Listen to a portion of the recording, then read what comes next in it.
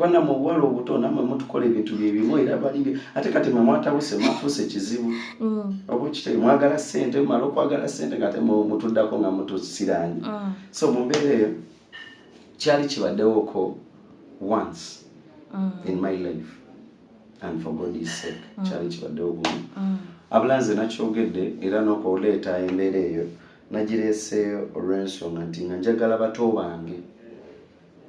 abayinza okulowooza nti bonayingira endongo oba bonayagala bana bazimbye obunyama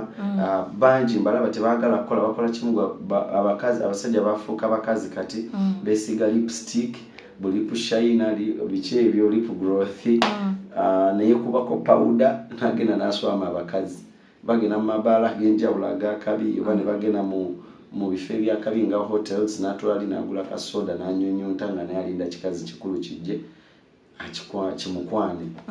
so ngambagamba nti byonna bye mugendamu I think it is the right time okubeera nga mubireka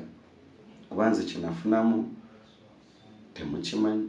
kusoomozebwa kiko wasanga mu kwagala omukyalo ono akusinga ku myaka kyali kikambwe nnyo olw'ensonga nze ate nomunaye seetega nze seetega siri musajja mwentezi era siri musajja oyo gwoyinza okulowooza nti osobola okuteekawo notandika okumanyiira oba okitegeera naye nakigwamu olw'ensonga nti oli waba asoose n'akusedusinga n'essente ng'ate oluusi n'onoonya ssente oyinza okugaana n'ogaana abalala olinaajja n'akabadi nga kazitowa kati mu kuzitowa ne kabeera nga akabadi ako kakwata kibakutega kamasu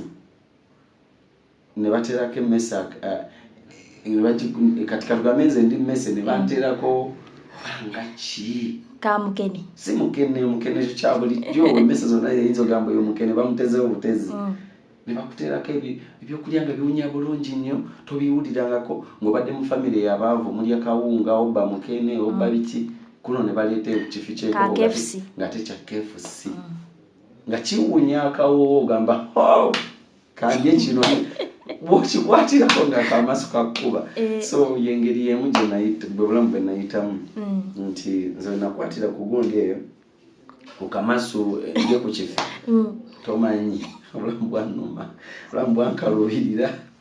obulamu bwasooka ne bunnuma nema ne bunkalubirira aba kitegeera kadingi nti obulamu bwasooka ne bunnuma ate ne bunkalubirira mwana kusoomozebwa kiko wasanga mu kyalo ono buli kimu ekibi onsi omwana we totamwagaliza kufuna ngaki kubanga waliwo omuvubuka akulaba essaawa zino ku bapa nga ye alowooza nti essente ezizayina zijja mu bakyala bakulu kati ekisooka alina okumanya nti amalogo gagenda gafuna mu bujjuvu okusiraana okugwa eddala buli kimu kijja motoka kasita n'abeera nga agala okwemamaaza oba okitegeera ekyokubiri alina okumakinga sure nti akola buli kimu emirimu gy'ewaka buli kimu ekigwanidde lwakwanza emirimu gy'ewaka saagikola kwanza nali mbeera wange ensangi zino waliwo bulogo omu abaami abayita ba sisita nti oba ofuuse sisita ate lwaki kati ate abo bw'osanga bo nga nabisiyaga babirya oba kitegeera ngaye tafaayo tafuddeeyo wayitiramu omusajja sisita kitegeeza ate obwongo oba bwafa nnyo oba kitegeera kati nze leva ate si kwenali nze leva yange kwenali eyange yali yakubeera nti nayagalako omuntu I fall in love naye nga love gye nafallingamu I was in love by the way very in love wali omwagala ebya serious yes ebyaddala si binene omukwebisaako lwakuba ate ye yayagala abakola atya simanyi obulamu n'abukalubiza ddala yayagala akisusse obulamu n'abukalubiza ddala nti natuuka n'ekiseera nembanga mwana biwanvu nebyetaaga obudde bungi wentandika obikoonako kino nakiri ya biwanvu nnyo naye nga bitta abavubuka abaagala abakazi abakulu n'abawala abaagala era abasajja abakulu mwenna yo in for it I'm telling you guys eno relationship wagivaamu otya? Muganda wange nagivaamu kokugivaamu nagivaamu naye buuza bwe wagivaamu kyekyaddako kyoba otugambe essaawa zino ku baba maziga mpaka emyaka 7-8 ng'oli maziga exactly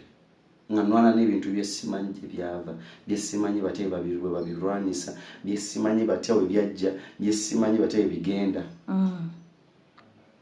ebintu ebyo bikyaliwo oba byavaawo? Byavaawo Katonda wabanyirira nkulaba naye gwe ndi bulungi gwe kyolina omanya ya ndi bulungi lwakuba ebintu ebituuka ne bidisorganizing obwongo bwo bingi nnyo kyenja okubuulira bingi nnyo. So omuntu ayinza okwebuuza nti yensonga lwaki wali osiriikiridde akabanga ako ng'oli mu kusootinga nsonga ezo? No, mu music nze ng'omuntu nagambye nti ndi muntu atapukuka na ndongo kuba njagala nnyo ebintu ebirungi. Okay, nabisobola okuba nga byalimu naye ke katiba mukulu tayo kwe yanzimbira nti nze omwaka gwange nafulumya ngolimba lumulumu oba olumu nesifulumya omwaka mulamba abo kitegeera bwe ntyo but ngenda kuba nkikyusaamu ekyo kyokwera nga sifulumya lulimba nanfulumya limba lumulumu. Mu bufunze weevuma okwagala omukyalo omukulu oyo? Gwe nayagalako era okuva ku olwo siikiddiira bulamu bwange bwonna. Oyagala bato banno kati? Kati njagala bato bannange ne bato bannange nabo mbatya abakambwe nnyo kati nkyali awo nkyali mu kutya. Ensonga ezo ziri ku sayidi zombi n'abakyala nabo bafeesinga ensonga zezimu oba abawala abato? Abawala abato babifeesinga nnyo nabo ate bo nnyo. Naye ate lwaki omuntu aba akola ekintu bwe kityo ate nga muli mulaavu? Anti aba ayagala kwezza obeerewo we lwakuba te ku bawala kyate si bwe kibeera bo ku bawala ate balina embeera emu nti abeera oli omusajja yaba anoonya bugagga oluusi omusajja bweyagadde mugagga nga naye ate alina ebijini ewaka byakozesa oba kitegeera ng'ebijini ebyo ye buli lwebaka ku mmwe abawala n'akuwa emiliyoni oba emitwalo g5 n'akwebakako aba akuggyako mukisa oba kitegeera buli lwako ye ng'akweyambuliramu ng'afuna kyeyeetaaga ku ggwe gwe ng'oddayo ng'obonaabona era oba otunuulidde percentage y'abawala abalungi ennyo batera nnyo okuba babonaabona nnyo. Kyova olaba nze Gloria abasajja abakulu nabavaako. Kitegeera nti balowooza nti onaabeera n'omusajja asobola okugulira iPhone obulamu ogenda kuba obutereezezza kumbe akuwa iPhone atwale obulamu bw'obulungi bwonna oba kifuna bwe kityo. Twogereko ku muyimbi muno President Eddie Kenzo yavuddeyo bali mukwano ne Minister Honorable Nyamutoolo yafunye muto ndowooza yatambulira awo. Ate oyo ye mpulira nga njagala nabayimbira kayimba mpulira nga njagala bayimbira kayimba cause bannange ofuna omuntu akwagala nga nawe omwagalaye gwe tomanyi. Mbufunze Kenzo omuyozaayoza nnyo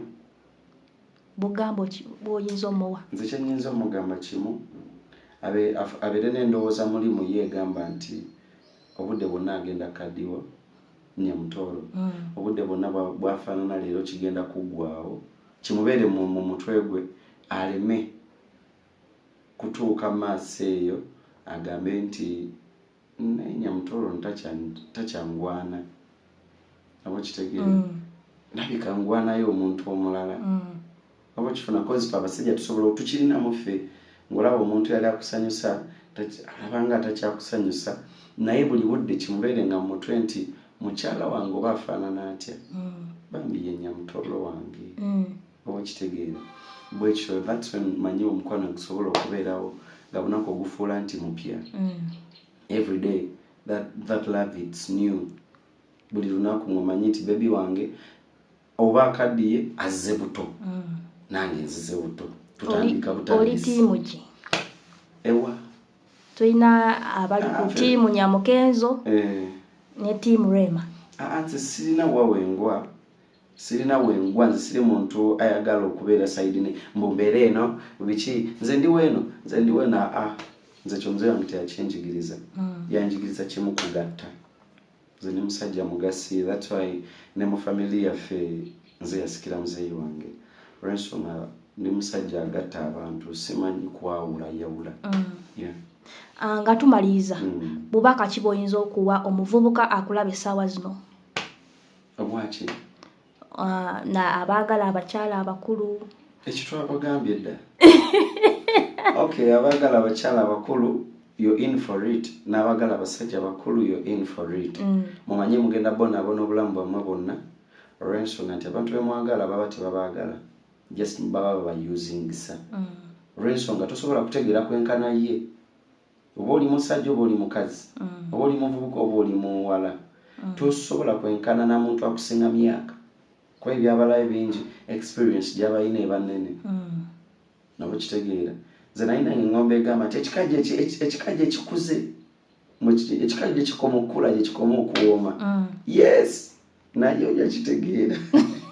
kyenja okugamba akatalekeka mungoberere ku channel zange zonna Jovan Luzinda YouTube bambi musubscribing ate era mulabenga video zange that's when musobola okumpagira nnyo ne mundeetera kasente nga mu subscribinze Jovan Luzinda Facebook Instagram Twitter gye bayita X wonna ate era mubeereko ku Baba TV nkakasa wano wetwasigalira okuleta amulege nyini amatuufu program ebitaala mbeerako tovaako nakano kakulu